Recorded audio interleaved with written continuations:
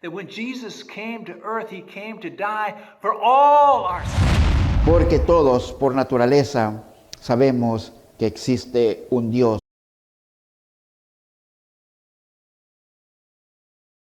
It tells us in the book of Mark that people were trying to ridicule him and they said, who is he? He's just a carpenter. But Jesus, when He talks about carpentry, He knows what He's doing. Probably the first, until He was 30 years old, He was working as a carpenter. And so now He's giving us an illustration that we need to take to heart. And He uses carpentry to give this illustration. So He says, the wise man builds his house on a rock.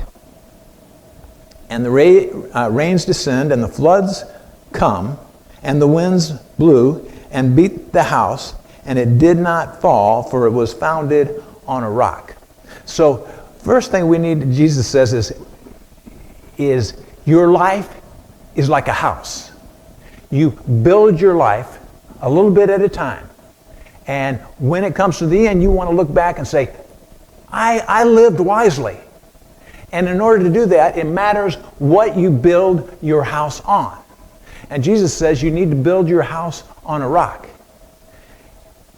And He says, if you do that, when the storms come.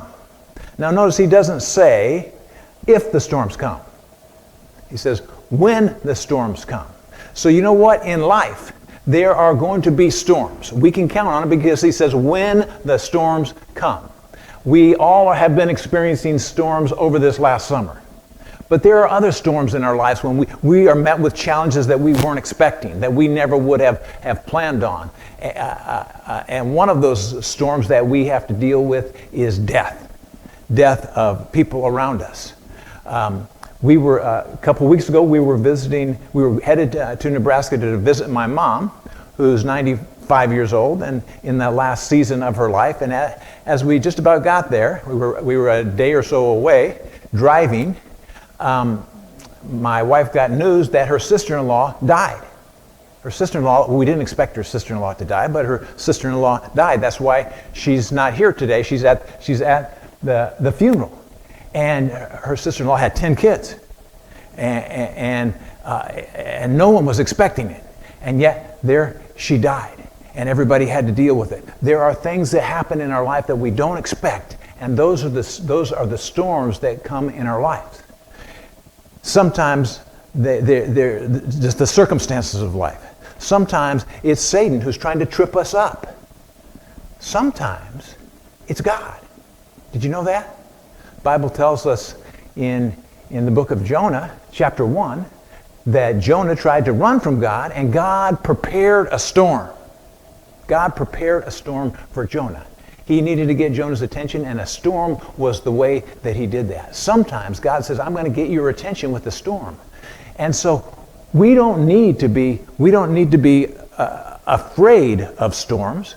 We need to recognize that it matters what we build our foundation on. What is that rock? And I'd like to look at a few verses that talk about the rock. It says in 1 Corinthians chapter 3, verse 11, for other foundation can no man lay that is laid, which is Jesus Christ.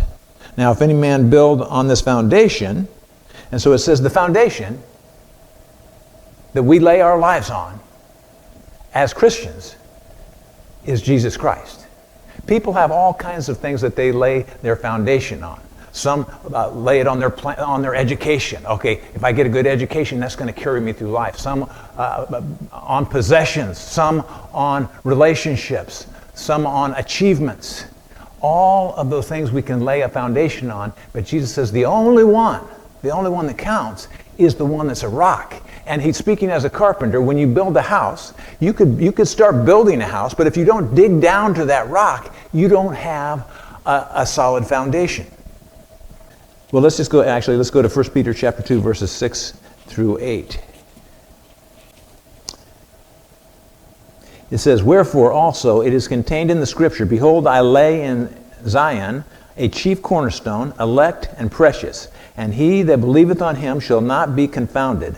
Unto you, therefore, which believe in him, he is precious, but unto them which are disobedient, the stone shall be, which the builders disallowed, the same is made the head of the corner, a stone of stumbling and a rock of offense, even to them which stumble at the word, being disobedient, whereunto they also were appointed. And so Peter is saying, this rock is Jesus. You need to put your trust in him.